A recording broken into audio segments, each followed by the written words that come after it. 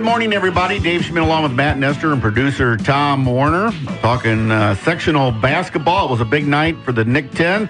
And last night, Boylan won the 3A sectional championship at Woodstock North, handling Glenbard South 52-32. And right now with us, we have a very happy coach from Boylan High School, Coach Mike Winters. And before we even start, Coach, once again, congratulations, 300 wins. Wow, you've been around a long time, haven't you? Yeah, that's what I told somebody. I said, just means I'm starting to get old. But thanks, guys. Really appreciate it. You know, when you look at the win last night, how tough is it to win with expectations? You know, I think some people take for granted, you know, you guys are right where everybody thought you were going to be. But how tough is it to actually execute that, especially in the postseason where one game and, you know, maybe your season's a disappointment then? Well, I tell you what, 2 weeks ago, I listened to a podcast of you guys breaking down the regionals and telling me that if we lost to Woodstock Marion, something was wrong with us. And we said that.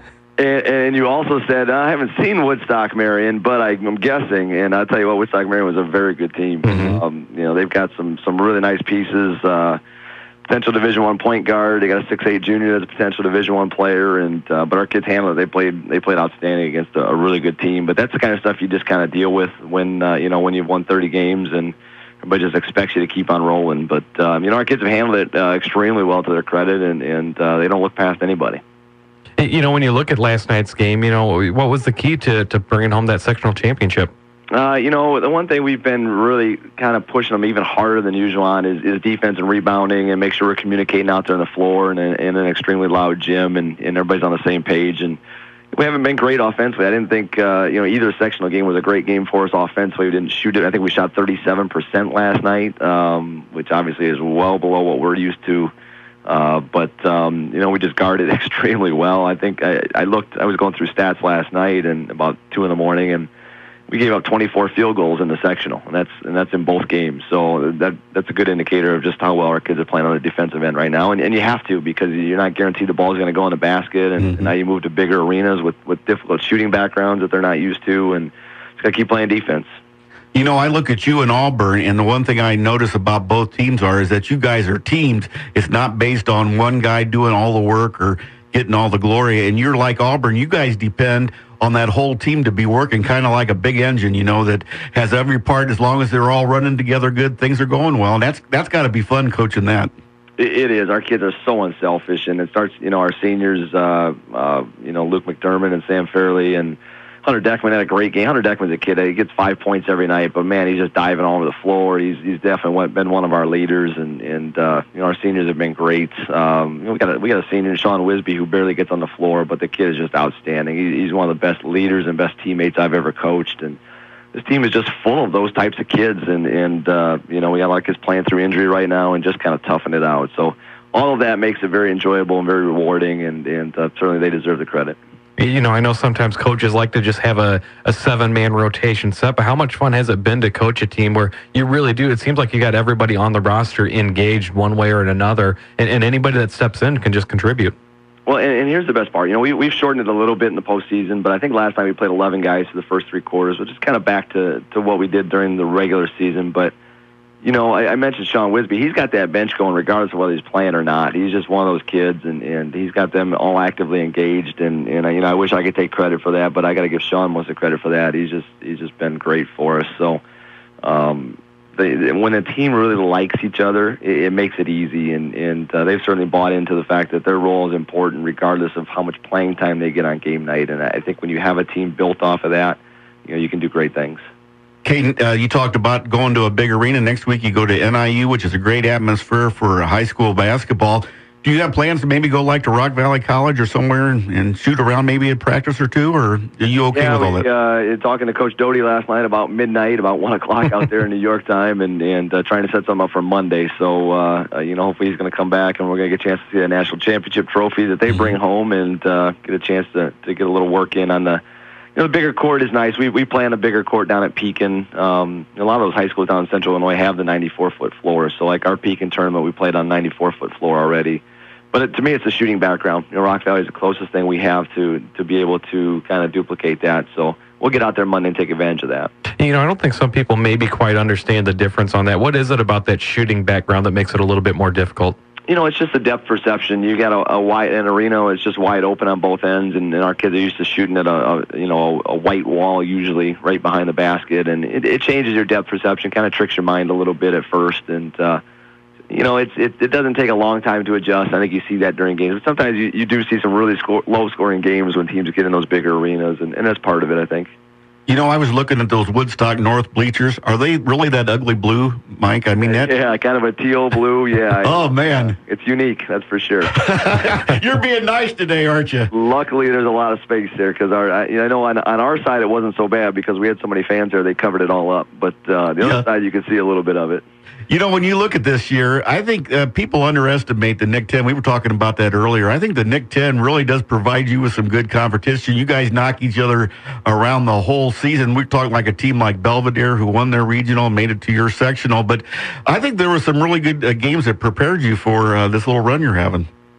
There was, and at the time probably didn't think that, but maybe one of the best things that happened to us was Sam Fairley getting hurt, and luckily Sam's in bed, so he's not hearing this right now. But Kevin Deemer has been just phenomenal ever since he stepped in and started for 7 games for us, and now he's back to coming off the bench, but he's playing like he was playing as a starter when Sam was out, and that's just made our team that much better. When you look at the Super Sectional, you're going to be playing a team that you're familiar with, Peoria Manuel, who you faced earlier in the year. How much can you really take off of a one-game setting, in a Martin Luther King tournament, 2 months ago and try to translate that into this game? Well, I think first of all, it's making our kids believe that we deserve to win that game, and we played outstanding, and we can do it again. It's funny. I listened to you guys on the drive here to Boylan this morning and talking about comparing games, and we actually played Bloomington the Saturday before. Okay. Mm-hmm. And we came back and played Geneva that night in a overtime game. So, and it's funny because 2 weeks ago Bloomington beat them by 12 at Peoria Manuel. So you said, how much can you look into that? You really can't. It's just a matter of you got young kids and they're a little unpredictable and. It's really going to come down to who shows up and makes shots on Tuesday night, and it should be a great game and a great atmosphere. When you start spreading out a little bit, you're not in the state line area as much or, in that general area. Does the officiating change? Does that happen? Do you see different things from officials that you don't normally see in our area, or is it pretty consistent nowadays? We go down to we go down to Pekin every year, and I feel like that's a lot more physical down there than what we get up our way. And, I think to an extent in the Chicago area, depending on where you go, that's true. The thing I think is difficult is we start piecing together crews this time of year, and they're not always on the same page. You see one guy calling, a kind of a ticky-tack hand check foul, and another guy is kind of no blood, no foul, and it's like, you kind of look at them like, fellas, we got to get on the same page here so our kids know what the heck is going on and what to expect. And I think that's what's, you get the higher-rated officials this time of year, but they haven't worked together, and it takes them a while to kind of gel as well. When we go back to Manuel, both teams like to get up and down the floor. I think they average around 70 points a game. They defend well. You guys are very, very similar in that manner. What's going to be the key when you look at two teams kind of both with the same strengths? What's going to be the key to maybe having a similar result to last time? I think the biggest thing is, I think for them, kind of the underrated kid is the Youngman kid. A.J. Youngman is a 6'5" kid, a lot like Zach Cooper, who just shoots it extremely well. And he's really the one that hurt us the first time around and kept them in the game. You got to contain their athleticism. There's no question they're at a different level athletically than what we are, and certainly got to keep them off the glass and keep them out of the paint. And what we did the first time around is we made them make jump shots, and we rebounded extremely well. They got one chance, and that was about it. And we're going to have to duplicate that. Obviously, they're going to have a little bit of an idea of what to expect. I don't think they scouted us last time. I don't think they took us very seriously last time. So we'll just kind of. We'll see what they bring to the table on Tuesday night. We're talking to Boylan's head boys basketball coach, Mike Winters. They're off to the Super Sectional to play Peoria Manuel. When you look at this, you guys win a sectional, you're on the Super Sectional. Some kids seem to think that's pretty cool to win the sectional, but I think your kids are really focused on not just winning that sectional, but playing each game as it might be their last game, and they really concentrate on that. And that's got to be a good feeling as a coach, too. It's nice to know that I think I ate yesterday for the first time any sectional final game I ever played in. I don't think I've ever eaten a thing the entire day. And yesterday I was, I'm sitting there eating lunch and not even thinking about it. And I think that's a credit to our kids. I've just got a lot of confidence in them, and it makes life a lot easier for sure to know that we're going to get a great effort Tuesday night. I don't know if the ball's going to go in the basket. You hope it does, and this group is very capable, and you learn not to doubt them. But I know we're going to show up, and we're going to leave it all on the floor, and that's a great feeling. Obviously looking way ahead as both teams have tough matchups ahead of them. But how much fun would it be if not only you guys got down to state, but Auburn got down there as well, and you had a big Rockford showing down there, in 3A and 4A. It'd be great, and the IHSA screwed this one up again. I mean, I can't believe they've got Auburn going to Hawkins States and us going to NIU, and you could have half of Rockford in that building on Tuesday night, and I don't get how they continually drop the ball and stuff like this. It's funny you mentioned that. I was thinking that before the show. They finally kind of did what we wanted in the regional and sectionals. Maybe splitting that up a little bit more, even though it didn't necessarily work out that way, but it potentially can. But then the one thing that they were doing right every year is we were always feeding into that NIU one, and now we're not. It's funny because I got a text from Coach Ott last night about 12:45, and so we're texting each other back, congratulating each other, and then told my wife, who's still up because I'm sitting there doing stats in the bed, trying to get things done. We got things to turn in for the program and stuff this morning, but I said this is stupid that they're playing at a different place than us. It should be an opportunity for Rockford to come support both teams, and unfortunately it's not. But we know our fans will be there in full force, and I'm sure Auburn will be on their way down I-90 and do the same for their guys. So I wish them the best of luck, and certainly wish we were playing in the same spot. And maybe we'll just have to make sure we do that on Friday. I know one thing. I think the IHSA is kind of trying to make friends with Sears Center after they snubbed them for the state final game. So that's what I hear, Mike. Well, you know what? I think they've had a super section the last 4 or 5 years, though. Okay, have they? I don't know why the shift this year geographically. I mean, I'm sure there's probably something there that they'll tell you happened that caused it. But certainly maybe a missed opportunity. I think if Auburn and Boylan are playing the same place, it may encourage a heck of a lot more Rockford people to go.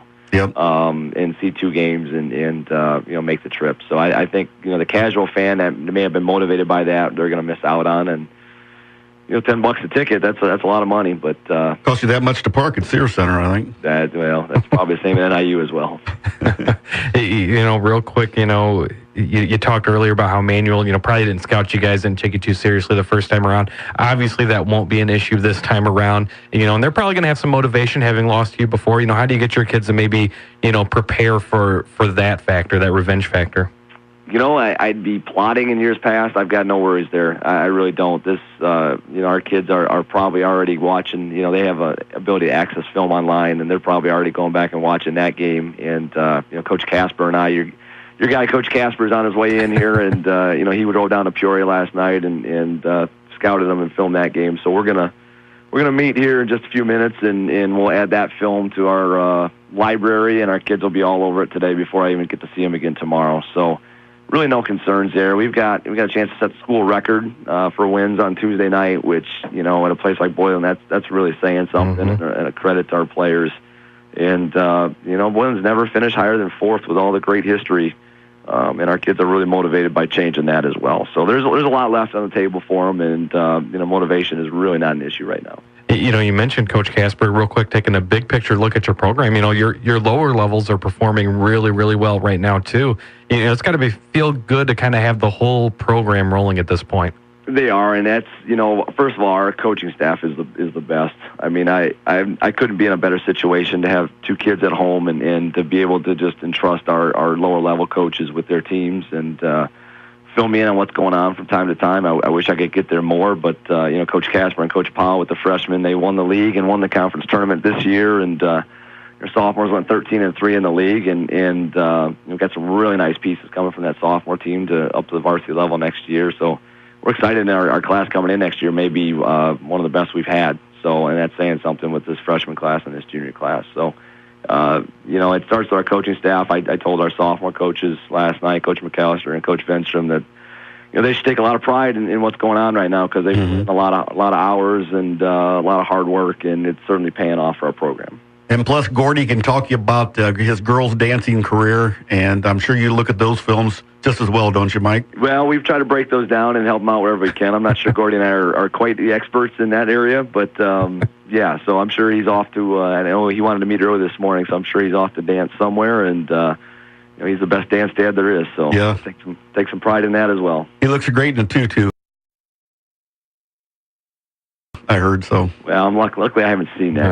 That is lucky. Hey, Coach, congratulations on that 300th win again, and a great season and a good bunch of kids, and we'll all be rooting for Boylan to go downstate. And thanks so much. I know you had a busy day for taking time and being on the show today. I appreciate it, guys, and keep doing what you do for the kids in our area. I really appreciate that. We've been talking with Coach Mike Winters from Boylan, and they are a good group. When you go out there and watch them, there is no people going, geez, I wish I'd have had the ball. It was like, it's just a great mixture. And we've said it a few times, but I mean, I hope people aren't taking this group, for granted. I mean, it really is a good team. They had the expectations. They're right where they're supposed to be, or where people wanted them to be, thought they should be. But it really is a special group that they've got together. Such just a deep, talented team that likes each other, that they execute so well. Great coaching going on. A lot of good things happening at Boylan right now, and it should be fun on Tuesday night when they play Peoria Manuel. And the interesting thing about our two Nick 10 teams, Boylan had the high expectations, and Auburn didn't have as high expectations, but yet they're both in the super sectionals. It shows you can do it either way. Exactly. And that's the nice part. We'll take a time out. Be back with our wrap-up in just a moment here on the State Line Sports Hour, here on News Talk 1440 WROK.